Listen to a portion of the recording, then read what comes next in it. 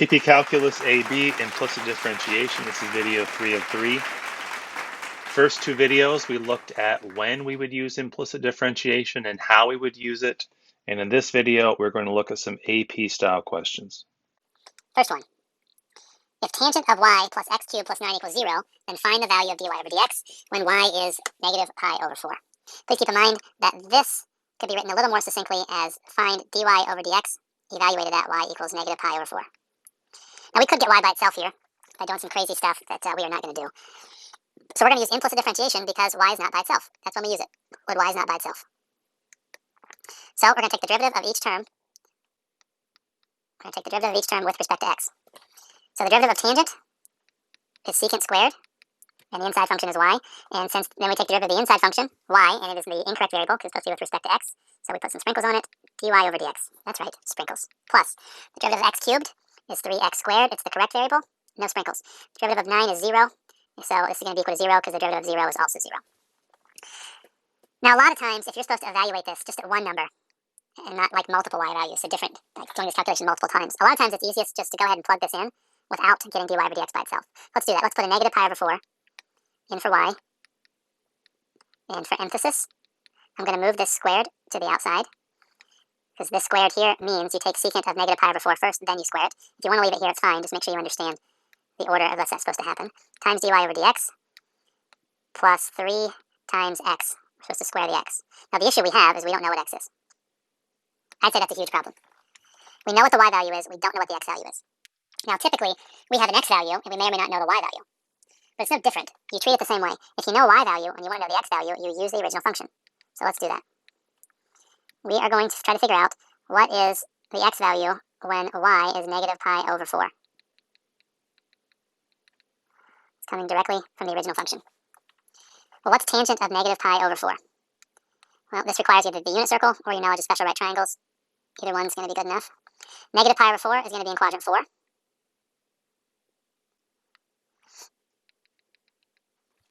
And I like to make my smallest sides my triangle 1. Pi over 4 is like a 45, 45, 90, but it's in radians. So this will be 1, this will be 1, but you got to be careful. We went to the right here, so this is positive 1. We went down here, so this is negative 1. And if the legs are 1 of a 45, 45, 90, or pi over 4, pi over 4, pi over 2, it makes the hypotenuse the square root of 2. Some of you might prefer to make this triangle square root of 2 over 2, square root of 2 over 2, and 1. It doesn't matter to me. I like this better. And if you don't want square root of 2 over 2, if you don't let your denominator rationalize, it's 1 over the square root of 2. And 1 over the square root of 2. And keep in mind, I don't know if I did this right before I erase that. This y value here has to be negative. So anyhow, tangent of negative pi over 4, that is y over x, that's negative 1. So this is negative 1. If I get x by itself, I'm going to end up with x is negative 2. Because if I cube root both sides here, the cube root of 8 is 2. And if you cube root a negative, it's going to end up still being negative. Negative 2 times negative 2 times negative 2 is 8. So after all that, we get that this x value here is negative 2. It's a lot of work just to get that x value, but that's what it takes. So we're supposed to get dy over dx by itself. Well, we got this trig to do here. Secant of negative pi over 4. Good thing we drew this picture. Secant is reciprocal of cosine, so I'm going to write down what cosine of negative pi over 4 is, and I'm going to reciprocate it. Cosine is x over r. That's 1 over the square root of 2. And that makes secant of negative pi over 4 the reciprocal of that, which is just the square root of 2. Let me write this in a different color. So that means this is the square root of 2 squared times dy over dx. This here, negative 2 squared is 4. 3 times 4 is 12. There's really no sense in us doing that in multiple steps. Unless it's easier for you, then you should do it in multiple steps. Square root of 2 squared is 2. Trying to get dy over dx by itself, we subtract 12 from both sides. And divide both sides by 2. You're going to get dy over dx equals negative 6. We spent so much time on this, I don't know if I even answered the question. If this equation we're using, find the value of dy over dx at negative pi over 4 for y. All right, we've done that. It would be best, honestly, instead of me leaving it as dy over dx, to say this was the derivative evaluated when y is negative pi over 4. That would be better. Because otherwise I'm saying the derivative is always negative 6, and it isn't. So that's one AP style question. Let's check out another. If y is natural log of 3x plus 4y, verify that dy over dx is 3 over 3x plus 4y minus 4. What's nice about this problem is you know what the answer is supposed to come out to be. And the reason they would give you this on a test is because, like, this would be part A of a free response question, and part B is dependent on you knowing what the derivative is. They don't like to punish you for getting one part of a free response question wrong. They don't want that to influence you getting the next part right or wrong. So since this says dy over dx, we need to find the derivative with respect to x of both sides of the equation. And you can see, although y is by itself here, there's another y in this problem. So this requires implicit differentiation. So let's see. Take the derivative of y. That's 1. It's the wrong variable because it's supposed to be with respect to x, so we put some sprinkles on it. Dy over dx equals the derivative of natural log of a function is the derivative of the function over the function. So over the function is 3x plus 4y. That's easy. Taking the derivative of this function, not quite as easy. Derivative of 3x is 3. Is it the right variable? Yep. X plus derivative of 4y is 4. Is it the right variable? Nope. This is a y and this is an x, so we put some sprinkles on it. dy over dx. Well, somehow we got to get dy over dx by itself. Let's get rid of the fraction by multiplying both sides by 3x plus 4y. I multiply this on the left. That's what happens. I multiply it on the right. It's going to cancel with the denominator, like so. Now I want to get all the terms that have dy over dx in them on the same side of the equation. And if you look, this is all one term, and this is a term. So I'm going to subtract this from both sides. If you wanted to distribute this, you could. I'm going to choose not to.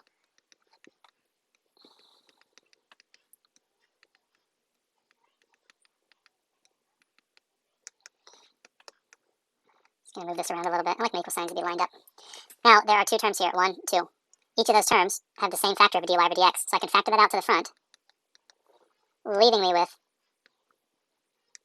3x plus 4y. These parentheses won't be needed once I move this to the front, because there's no exponent here. We're not multiplying it by anything. That's going to be 3x plus 4y. Then when I factor this out to the front, I'm left with this minus 4. So it's all equal to 3. And to get dy over dx by itself, I divide both sides by this.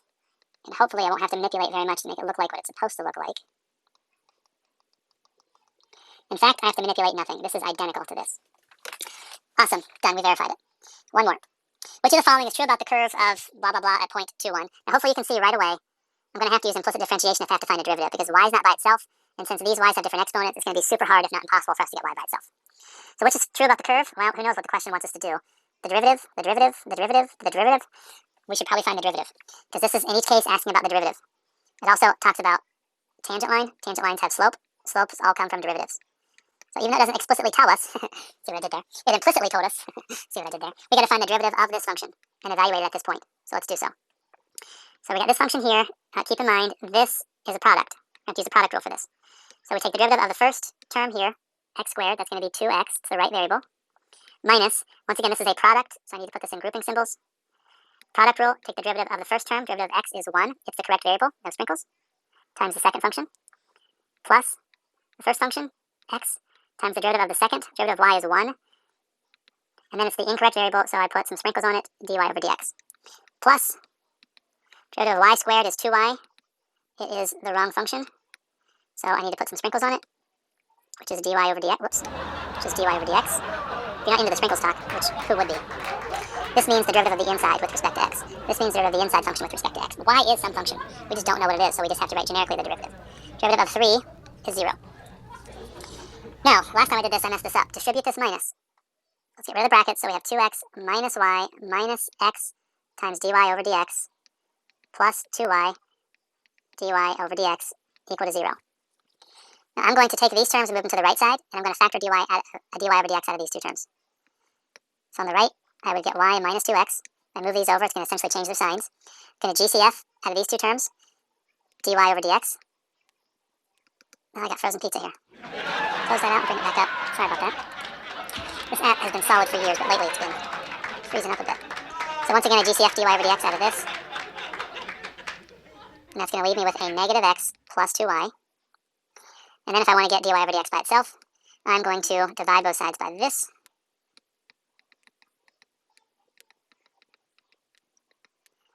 Tell you what, and I like my first term to be positive, so I'm going to rewrite this as 2y minus x. You don't have to do that. Each of these want to know what's happening about the derivative, slope, using the point 21. So let's evaluate dy over dx at the ordered pair 2, 1. In the numerator, we're going to have 1 minus 2 times 2. In the denominator, we're going to have 2 times 1 minus 2. On the top, that's 1 minus 4. On the bottom, it's 2 minus 2, and that's negative 3 over 0. What kind of a line has a slope of 0? This is a vertical line. The derivative, the slope of the tangent line, is undefined, because this is an undefined slope. This function is not differentiable at the point 2, 1. We can say all those things. A, there's no tangent line. B, the tangent line is horizontal.